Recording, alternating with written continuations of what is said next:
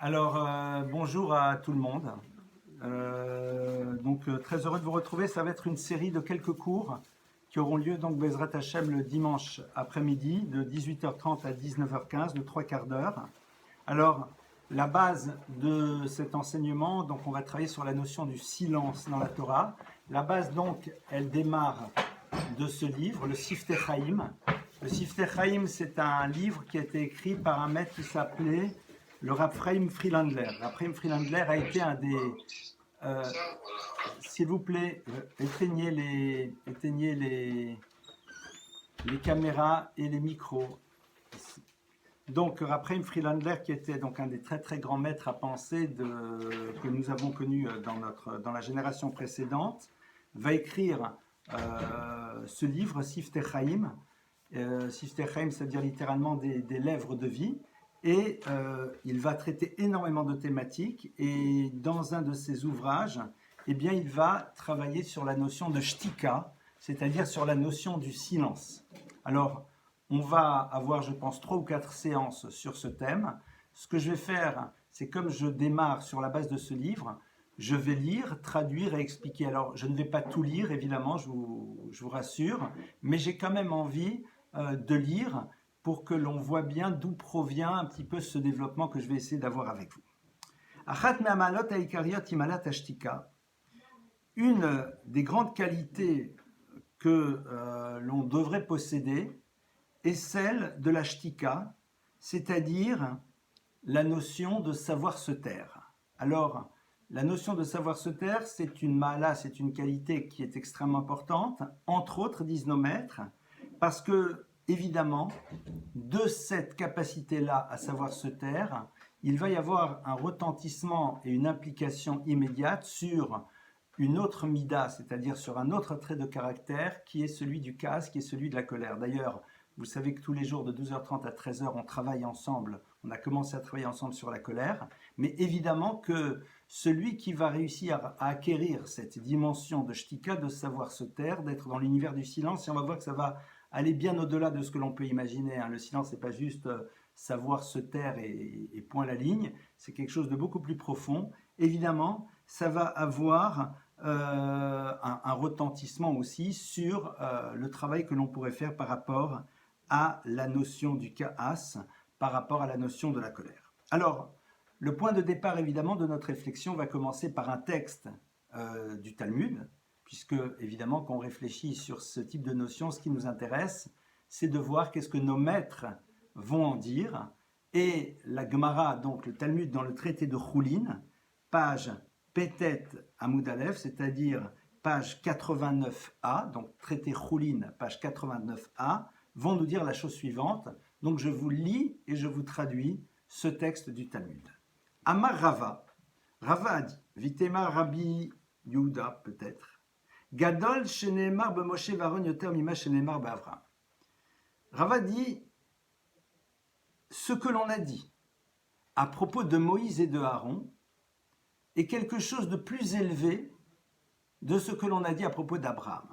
C'est-à-dire que Rava va voir des textes de la Torah à propos desquels on s'exprime vis-à-vis des grands qui ont fait partie de notre peuple. La Torah, en effet, nous parle d'Abraham, d'Isaac, de Jacob, de Moïse, d'Aaron et d'autres, et elle va, par rapport à eux, dire un certain nombre de choses. Et Rava dit, ce que l'on a dit à propos de Moïse et de Aaron est plus grand que ce que l'on dit à propos d'Abraham. Pourquoi ? Alors, quelle est cette dimension plus élevée que possédaient Moïse et Aaron, Moshe et Aaron par rapport à Abraham ? De Ilou be'Avraham ktiv vanochi afar vaefer. À propos d'Abraham, il est marqué « Et moi je ne suis que cendre et poussière ». Ve Ilou be'Moshe v'Aaron ktiv venachnuma, alors qu'à propos de Aaron et de Moshe, il y a marqué dans le verset « Venachnuma, mais nous, qui sommes-nous » ? Alors, évidemment, avant de rentrer à l'intérieur du sens de ce texte, je voudrais quand même préciser quelque chose. Nous savons que la Torah nous parle de très grands personnages qui sont à l'origine de l'histoire du peuple d'Israël. Nous avons Abraham, Moïse et d'autres, et tous ces personnages vont avoir des caractéristiques particulières. ils vont faire émerger des choses spécifiques. Abraham, entre autres, va être celui qui va incarner la dimension de l'altérité du don, de la capacité à donner aux autres. Isaac, c'est la rigueur. Yaakov, c'est la Torah, c'est la notion de tiferet, d'harmonie, etc., etc. Maintenant, chacun va voir sa particularité, sa spécificité, ça c'est sûr. Mais néanmoins, la Torah va nous rapporter des mots et des phrases qu'ils vont prononcer. Et Abraham, à un moment, va dire à son propos, c'est-à-dire lorsqu'il parle de lui, Abraham va dire « Va'anochi afar va'efer ». En parlant de lui, Abraham dit « Mais moi je ne suis que cendre et poussière ». Alors évidemment, c'est l'expression d'une immense humilité, mais Rava, donc ce maître du Talmud, nous dit « Oui, mais Moïse et Aaron, lorsqu'un moment va se tourner vers eux, vont dire quelque chose qui va plus loin. Ils vont dire « Venachnu ma et nous ». Qui sommes-nous? Qu'est-ce que l'on est? Alors, évidemment, vous allez dire, mais attendez, ça va, je suis cendre et poussière, ou alors qui suis-je? Évidemment, quand la Torah utilise des termes, c'est pour des raisons très particulières.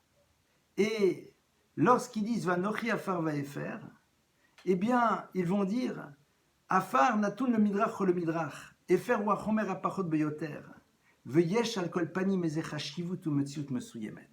Ils disent, c'est vrai que la cendre, c'est la disparition d'un objet. Afar, la poussière, c'est la chose sur laquelle tout le monde marche. Mais il y a quand même une micro-valeur à cette chose. La cendre, que tu le veuilles ou pas, c'est une réalité concrète. La poussière, c'est une réalité concrète. C'est vrai que la valeur est minime, mais il y a une forme de valeur. Venachnouma, lorsque on dit et nous, qu'est-ce que l'on est? C'est-à-dire que Moshe et Aaron expriment l'idée qu'ils n'ont en tant que tels aucune valeur. Alors, évidemment, la thématique, c'est le silence. Pour l'instant, vous êtes en train de vous poser la question, évidemment, en quoi nous sommes dans l'univers du silence. Rassurez-vous, vous êtes en train de découvrir comment se construit la pensée du Talmud et quel est le cheminement qui va nous amener à découvrir et à comprendre ce concept tel que les maîtres du Talmud vont nous le transmettre. Donc, le point d'entrée de notre réflexion, c'était de savoir que la notion de silence de shtika est fondamentale et entre autres parce qu'elle nous permet de ne pas tomber dans un des travers les plus graves chez l'individu qui est l'univers de la colère. Point. Ça, c'est le concept, c'est l'idée. À partir de là, pour pouvoir découvrir c'est quoi l'univers du silence, nous avons commencé d'abord à regarder un texte du Talmud qui nous dit que Moïse et Aaron sont encore, entre guillemets, plus élevés, si on peut s'exprimer ainsi, qu'Abraham, parce que lorsqu'Abraham parle de lui, il dit qu'il est cendre et poussière, donc il y a encore une référence à une chose qui a une micro-valeur, alors que lorsque Moïse et Aaron parlent, ils disent « Venachnouma » mais nous, qui sommes-nous? Et regardons ce que les maîtres du Talmud, sur la base de ça, vont commencer à élaborer comme réflexion. Ve'amar Rava. Et Rava dit « En haolam mitkayem, ela bishvil Moshe ve'Aaron, ktiv hacha venachnouma, ou ktiv atam tole eretz al belima. » Alors, Rava va plus loin. Et Rava va nous dire, il faut que tu saches que l'univers ne peut véritablement exister que par le mérite de Moïse et de Aaron, de Moshe et de Aaron. Pourquoi? Il va ici citer en effet deux textes et à propos de Moshe et de Aaron, il y a marqué Venachnu ma et nous, qui sommes-nous? Venachnu et nous, ma, quoi? Que sommes-nous? Et il cite un second verset, et donc le Talmud va créer une analogie entre les deux parce qu'il y a des termes qui sont identiques. Et c'est quoi? Tole eretz al belima, que Dieu littéralement suspend l'univers, al belima, sur celui qui exprime ma, c'est-à-dire que suis-je.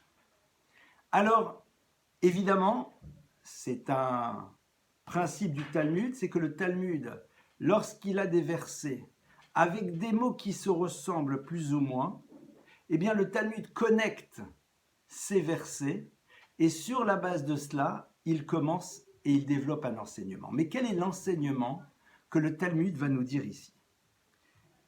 Limud mehamadrega aeliona shaita le Moshe Varon shaita biprinat venachnuma anava ushfelut ruach gemura valze amru shakadosh baruch hu tolet et haolam. Évidemment que ici, à aucun moment, le texte est en train de nous dire que l'univers dépend de Moïse et de Aaron, mais l'univers au fond fonctionne parce qu'est présent dans celui-ci des individus qui ont cette dimension particulière qu'avaient Moïse et Aaron. C'est quoi? La notion de hitbatlut, c'est-à-dire la capacité de s'annuler littéralement et de considérer qu'ils n'ont aucune valeur. Klomar, kiyum haolam hu bisrut otam shemachshivim et atzmam liblima, כפי שלצד השלילי המתגאה כאילו בנה במה, על יד אלת אנוכי ומקים מחיצה וחציצה בינו לבין הקדוש ברוך הוא. כמגן נפר לצד החיובי בו תמיד השאדם חי בהרגשה של ונחנומה, ללא הרגשה כשהיא של החשיבות העצמית בבטל את העני, והוא הורס את המחיצות, וממילא זוכה להתקרב אל השם יתברך, ונותן לו שפע וחיות. Désolé si je vous ai lu un petit peu longuement le texte, mais ce texte est en train de nous dire la chose suivante. Il dit au fond, qu'est-ce qui fait que l'univers fonctionne? Alors, on va rentrer ici, si vous le voulez bien, un petit peu dans des concepts que je vais appeler comme étant kabbalistiques, même si en vérité ce n'est pas de la Kabbale, c'est, on va dire, une introduction de très très loin. Lorsque Dieu crée l'univers, eh bien, il ne va pas, au moment où il le crée, mettre en place un système qui va fonctionner. Mais Hachem va faire en telle sorte que chaque moment, cet univers dépende de la volonté qu'il a, que celui-ci fonctionne. C'est-à-dire que le fonctionnement du monde est l'expression de la volonté constante qu'a le Créateur que cet univers fonctionne. Et que si à un moment ce désir que l'univers fonctionne n'existe plus, l'univers n'existera plus. Dans la tradition de la Kabbale, on nous dit qu'en effet, à chaque moment, les énergies de la création sont là et sont présentes et sont renouvelées de manière constante. Pour que ces énergies fonctionnent, il faut que existent dans l'humanité des individus qui créent ce lien avec le Créateur qui justifie la création de l'univers, puisque la finalité de l'univers, c'est que l'être créé reconnaisse son Créateur. Et il y a dans l'univers deux catégories, disent nos maîtres. Il va y avoir ceux qui en effet sont en rupture avec leur Créateur. Et il y a ceux qui sont en contact permanent avec lui. La rupture avec le Créateur, elle existe dans quoi? Eh bien, dans ce que le Talmud nous dit dans le traité de Sota, page 4b,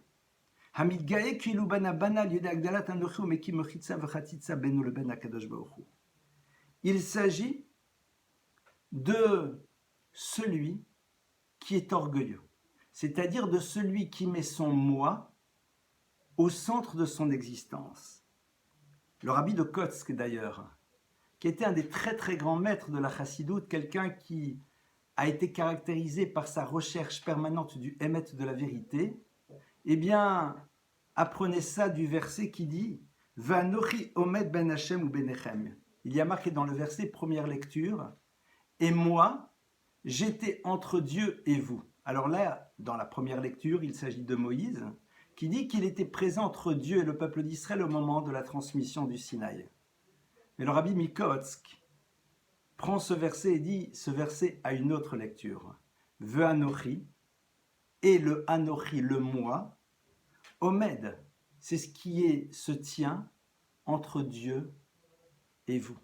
C'est-à-dire que lorsque quelqu'un fait preuve de gava, d'orgueil, c'est-à-dire lorsque il se définit comme étant quelqu'un d'existant de par lui-même et non pas totalement dépendant du créateur de l'univers, eh bien cette personne crée une rupture avec le créateur. Alors qu'on le veuille ou pas, ce lien existe, parce que si ce lien n'existait pas, il ne vivrait pas. Mais le Baal Gava, celui qui est orgueilleux, exprime l'idée de la rupture entre lui et le Créateur. D'ailleurs, le Talmud va nous le dire, que tout celui que Dieu dit qu'il peut, entre guillemets, supporter tout individu dans l'univers, quel qu'il soit, sauf une catégorie, l'orgueilleux. L'orgueilleux, qu'on soit clair, ce n'est pas quelqu'un qui a conscience de sa valeur. Quelqu'un qui a conscience de sa valeur n'est pas orgueilleux tant qu'il se rappelle que la totalité de la valeur qui est sienne ne lui appartient pas, mais lui a été donnée par Dieu. Et donc à chaque moment où il exprime ce qu'il est, il se rappelle que l'expression de ce qu'il est en train d'avoir de lui-même, c'est parce que Dieu lui a donné la possibilité de le faire. Le Baal Ga'ava, c'est celui qui veut créer une rupture entre lui et le Créateur. Il y a peut-être un Créateur de l'univers, mais je suis totalement indépendant par rapport à lui. Et le Talmud va nous dire, le monde ne peut fonctionner que dans la mesure où dans celui-ci sont présents des individus qui expriment cette qualité particulière de Moshe et de Aaron, c'est-à-dire de cette humilité absolue. Venachnouma, et nous, qui sommes-nous? Qu'est-ce que l'on est? Est-ce qu'on a une valeur en tant que telle? On a une valeur qu'à travers ce que Dieu a donné et ce qu'il nous a donné comme possibilité d'être, et ça s'arrête là. Donc, cet état d'humilité, c'est le lieu du lien qui existe entre l'homme et son Créateur, qui justifie donc l'univers. C'est-à-dire, ce qui justifie l'univers, c'est le fait qu'à chaque moment, l'être reconnaisse son Créateur, parce qu'il se sent totalement dépendant de lui, et ce, quelles que soient ses capacités, sa richesse, sa force, sa puissance, ce que vous voulez, parce qu'il sait que cela dépend totalement du Créateur de l'univers. Nous ne sommes pas encore arrivés au silence. Comme je vous l'ai dit, c'est quelque chose vers lequel on va arriver, mais c'est une thématique, et je le redis à nouveau pour celles ou ceux qui seraient arrivés maintenant, c'est quelque chose que l'on va travailler sur au moins 3 cours, le dimanche, de 3/4 d'heure, et c'est quelque chose que l'on va découvrir au fur et à mesure de ces textes du Talmud, comment émerge cette notion du silence.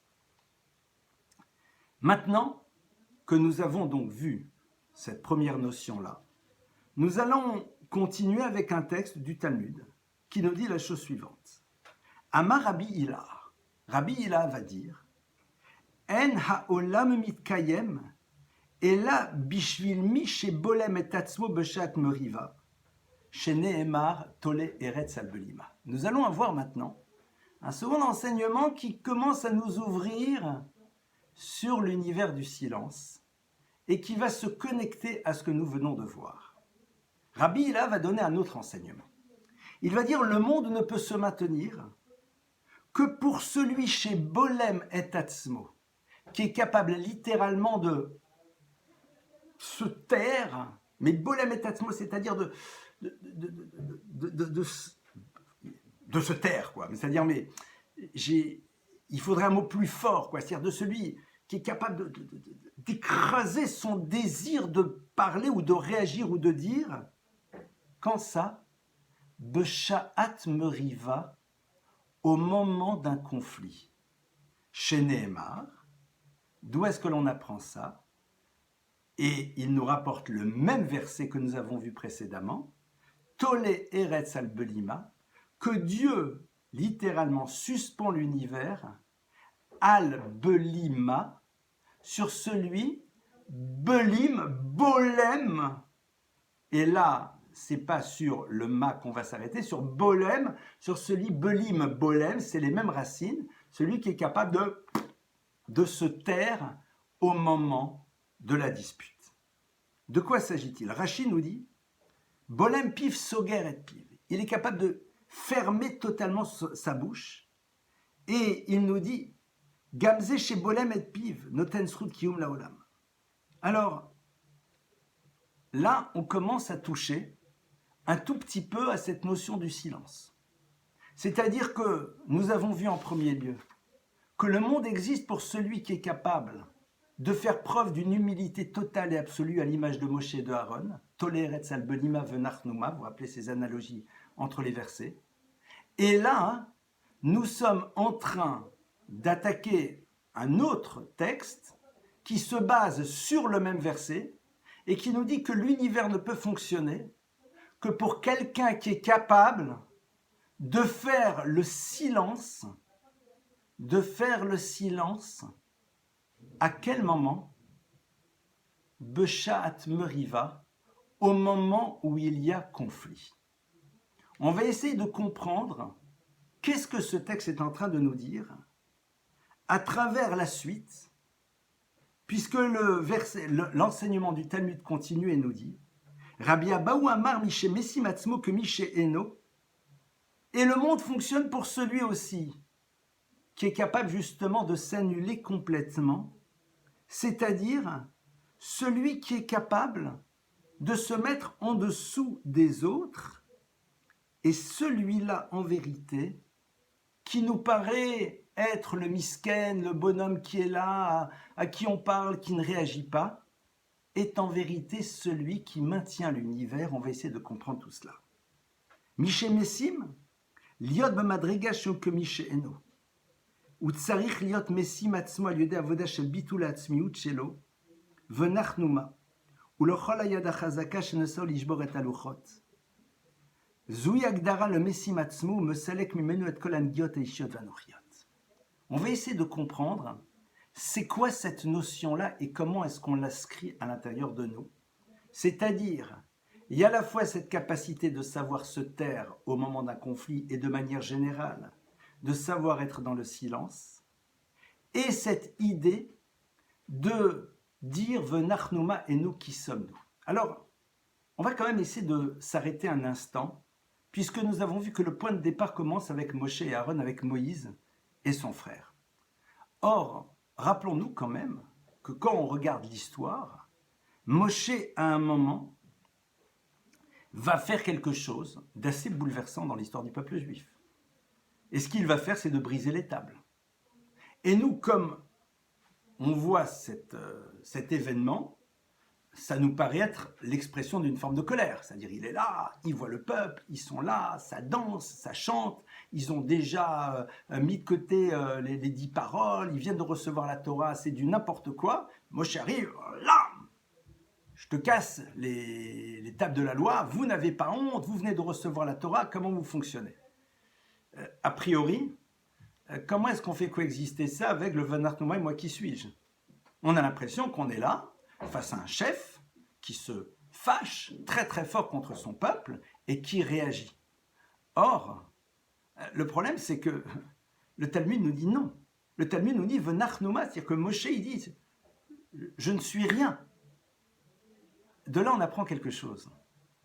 C'est que la réaction que Moshe a n'est guidée par rien de personnel.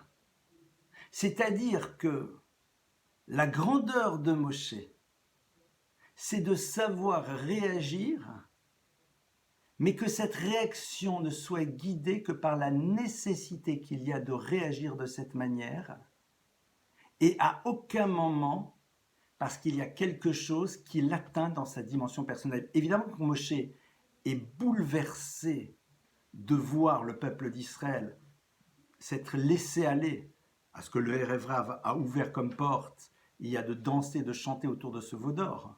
Évidemment qu'il y a chez lui une immense souffrance, mais sa réaction n'est pas l'expression d'une quelconque forme de colère intérieure, ou alors de « comment vous me faites un truc pareil, vous n'avez pas honte, je vous ai sorti d'Égypte, regardez ce que vous êtes en train de faire, et comment on va faire avec Dieu, etc., etc. C'est-à-dire que il y a une forme de neutralité absolue ou de neutralisation absolue des sentiments intérieurs que Moshe peut avoir, et cette neutralisation absolue que Moshe a de ses sentiments va permettre justement à cette réaction de s'exprimer et de faire en telle sorte que Dieu dise à Moshe, à la fin de la Torah, merci d'avoir eu cette capacité à briser l'étape de la loi, ce qui a permis en effet d'alléger la faute, ça serait déjà un autre sujet, et donc de pouvoir être dans la continuité de l'histoire du peuple juif. Ça veut dire que si Dieu dit à Moshe, Yoyasher Kochacha, bravo, c'est que cette action n'était pas du tout l'expression d'une réaction qui le concernait, mais beaucoup plus la conscience que c'était ce qu'il fallait faire à ce moment-là. Ça veut dire quoi? Ça veut dire que cette dimension d'humilité fait que la réaction que l'être va avoir dans une situation, s'il l'a, n'est dictée que par la nécessité et par rien d'autre. Et évidemment, on peut commencer à comprendre un tout petit peu mieux cette notion du silence.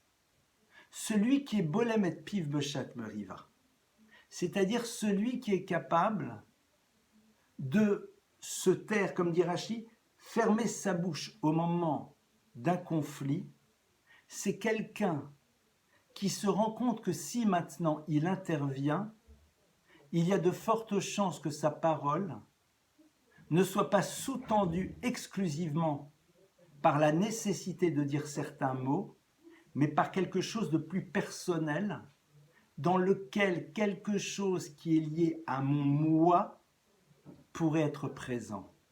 Et si cette notion de mon moi est présent, on commence à flirter avec l'orgueil, et comme on l'a vu, c'est le lieu de la rupture avec le Créateur. Alors évidemment, c'est quelque chose qui nous paraît très très loin de nous, a priori, mais on va voir que c'est un univers sur lequel on peut essayer d'arriver, évidemment. Mais qu'est-ce que l'on voit d'ici?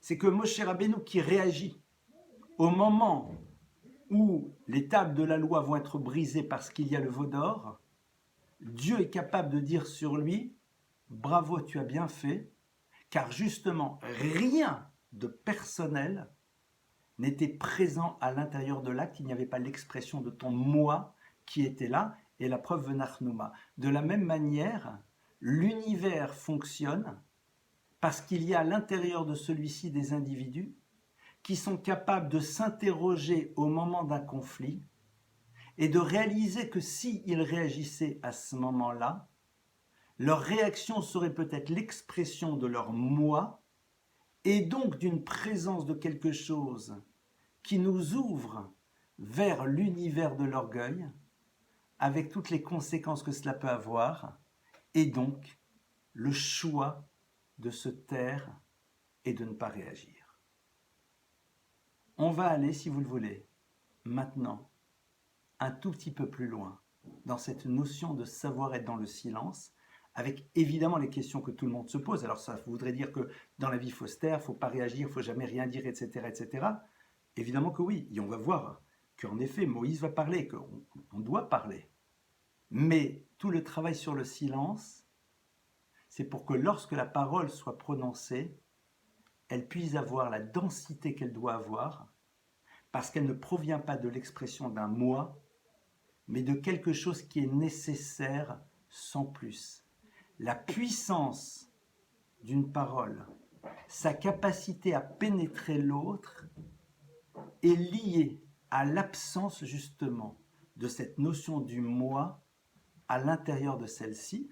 Et c'est la raison pour laquelle on a commencé d'abord par parler de l'univers du conflit, parce que s'il y a bien un lieu dans lequel la problématique du conflit la problématique du moi est présente, c'est évidemment dans le monde dans lequel, eh bien, la parole est là parce qu'il y a conflit.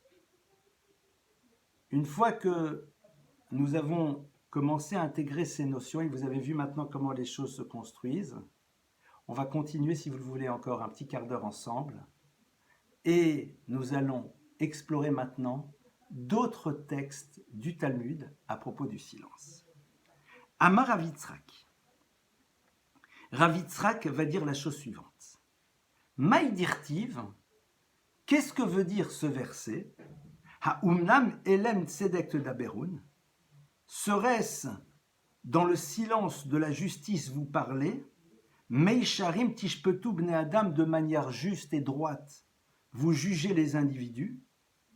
Il dit que veut dire ce verset que je viens de traduire mot à mot, qui a priori a l'air d'être complexe. Et évidemment, ce n'est pas la lecture unique, mais il va nous donner une des lectures de ce verset qui est la suivante. Ma umanuto shel adam baolam hazeh yasim atzmo ke'ilem. Quel doit être umanuto, le travail d'artisan de l'individu dans ce monde-ci, yasim atzmo ke'ilem, qu'il se mette comme un muet. Et en effet, d'où est-ce qu'il fait son analyse? Du fait qu'il y a marqué ha'umnam. Ha'umnam, il prend ce terme qui peut se traduire de manière différente comme étant la racine du mot uman. Uman, c'est quoi? C'est pas comme certains pensent juste une ville en Ukraine, non, non. Un uman, c'est quoi? C'est un artisan. Et donc, ha'umnam, c'est-à-dire artisan, élem, c'est être capable d'être ilem, de savoir devenir quelqu'un de muet. Et donc, il dit qu'elle doit être umanuto, c'est-à-dire l'artisanat de l'individu dans ce monde-ci, c'est d'apprendre à se mettre qu'il aime comme un muet. Évidemment, comme on va voir, il faut savoir parler, mais justement la parole va avoir du poids quand on a appris justement d'abord à se taire. Moi j'ai eu le privilège incroyable, et on s'en rend compte beaucoup plus tard, de pouvoir passer ma smicha près d'un maître qui s'appelait le Rav Nissim Karelitz, et donc d'être à ses côtés pendant plusieurs mois tous les jours. Et Rav Nissim Karelitz, qui était Zecher Tzadik Livracha, qui a disparu il y a très peu de temps, était le neveu du Chazon Ish, et c'était quelqu'un qui avait cette capacité d'être dans le silence. Et je peux vous garantir que les gens qui savent se taire, vous apprenez des choses incroyables à leur côté, parce que lorsqu'ils prononcent des choses, eh bien, chacun des mots qu'ils prononcent ont une puissance, une force et une densité extraordinaires. Ce sont des gens d'ailleurs avec lesquels la relation est très bonne, mais on sent que d'abord ils ont une telle richesse, une telle vie intérieure qu'ils n'ont pas besoin de comme nous on est là, enfin nous, moi malheureusement, mais sans arrêt de parler, et que les mots sont pesés, les mots sont pensés, les mots sont réfléchis, et les mots donc ont du poids, ont une densité. Alors, ce qui est intéressant et fait remarquer le Poniovitch-Orov, le Rav de Poniovitch, il dit, quand tu regardes ce texte du Talmud, il te dit qu'elle doit être umanuto. Umanut, c'est un artisanat. Un artisan, c'est qui? On le sait, hein, un artisan, c'est quelqu'un qui est dans un apprentissage. Hein. Un artisan, c'est un beau mot. C'est un très beau mot. Un artisan, c'est quelqu'un qui prend le temps d'apprendre une technique, quelque chose de particulier. Et donc, le Rav de Poniovitch remarqué, il dit, le verset ne te dit pas dans la vie il faut savoir se taire. Il dit non. Umanut, c'est une umanut, c'est un art. Savoir se taire, c'est un art.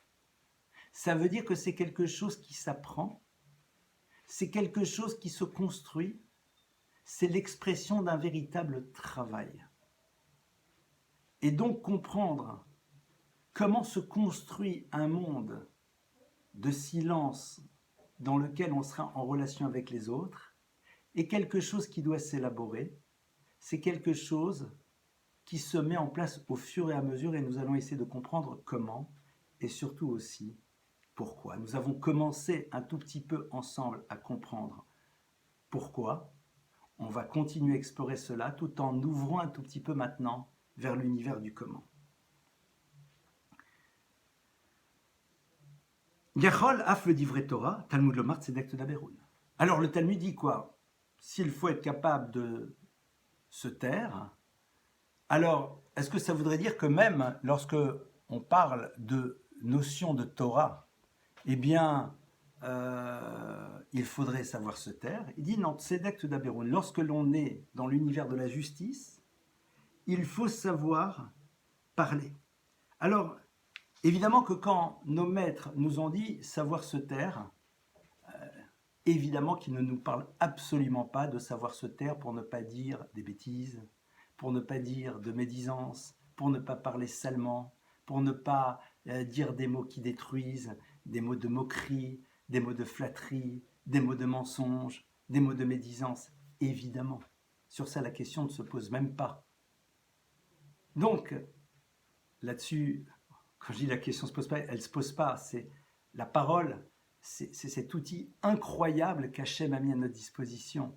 Brit Krutalis Fataim, Dieu a fait un brit, une alliance avec notre parole. Comment imaginer que cette parole puisse être utilisée pour détruire? D'ailleurs, je me permets de m'arrêter un instant et de faire une parenthèse avec justement une réflexion sur ce qui se joue dans la parole, pour mieux comprendre par la suite ce qui va se jouer dans l'univers du silence. C'est un enseignement du Rav Tatz, qu'il rapporte évidemment au nom de son maître, le Rav Moshe Shapira, et qui dit la chose suivante et qui est très puissant. Vous savez que les petits garçons, on leur fait ce qu'on appelle la Brit Mila, c'est-à-dire la circoncision. Brit, une alliance. Mila, c'est quoi Mila? C'est un mot. C'est intéressant. Mila, c'est aussi la notion d'un mot, parole. Et il y a un autre verset qui nous parle aussi d'alliance. Ce verset, c'est Brit Krutalis Fataim, que Dieu dit, j'ai contracté une alliance avec les lèvres. Avec les lèvres. Brit Mila, Brit Sfataim, avec les lèvres. C'est quoi Brit? C'est quoi une alliance? Quand on dit qu'on s'allie, qu'il y a une alliance entre deux peuples, eh bien ça veut dire qu'à chaque moment on se rappelle qu'on est liés l'un à l'autre. Une alliance, c'est pas entre midi et deux, ou alors juste pour ça ou juste pour ça. Nous sommes des alliés. Si nous sommes des alliés, eh bien ça veut dire qu'à chaque moment, je tiens compte du fait que tu es présent dans ma manière d'agir, fonction des impératifs des uns et des autres. Contracter une alliance, c'est vivre dans cet état de conscience permanente que l'on est avec quelqu'un d'autre. Lorsque l'on fait la Brit Mila, évidemment elle symbolise pour le masculin, mais c'est aussi valable pour le féminin, puisque le masculin et le féminin se retrouvent pour faire exister le monde à travers justement l'univers de l'intime. C'est se rappeler que Dieu est présent même dans la partie la plus physique et charnelle de notre être. C'est-à-dire qu'il n'y a pas un moment de notre vie dans lequel nous ne devons pas vivre dans cette conscience du divin. Et vivre dans la conscience de Dieu, vous le savez, ça veut dire quoi? C'est donner du sens à ce qu'on est en train de faire. C'est-à-dire de savoir ce qui sous-tend la totalité des actes que l'on est en train de faire dans cet univers, et ce, quels que soient ces actes, même les plus physiques qui soient. Rav Tatz fait remarquer la chose suivante. Il dit, pourquoi est-ce qu'il y a une alliance pour les lèvres, comme il y a une alliance sur l'organe reproducteur masculin? C'est qu'il dit parce que les deux sont des organes fécondants. Les deux sont des organes fécondants. C'est-à-dire que, de la même manière que, bien oui, l'organe reproducteur masculin est fécondant, peut faire aboutir une vie, de la même manière, les lèvres sont fécondantes parce qu'elles font émerger des mots qui laissent des traces dans l'univers. Vous savez que la Torah nous demande de faire attention à ne pas gâcher notre semence, et les maîtres de la Kabbale disent que parler pour ne rien dire, parler pour dire des choses mauvaises, eh bien c'est la même chose que gâcher sa semence, mais sa semence spirituelle qui est au niveau du langage. Parce qu'en effet, le mot peut être porteur de choses incroyables, et gâcher cette capacité de dire et de parler, c'est au fond un moment rejeter cette puissance que nous avons à l'intérieur de nous. Ça ne veut pas dire qu'on doit à aucun moment de notre vie parler, au contraire. Donc on reprend.